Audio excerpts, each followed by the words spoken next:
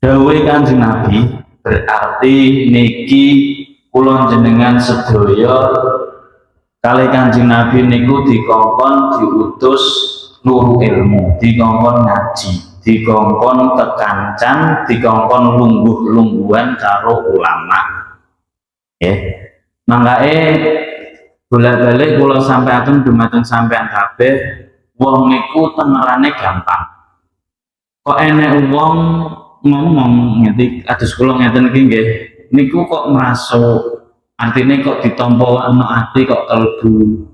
Ya sapa wae sampean birepethuk wong guru ngajine sampean utawa kok enek wong pidato jengker mbok angen-angen jenengan angen-angen kok masuk.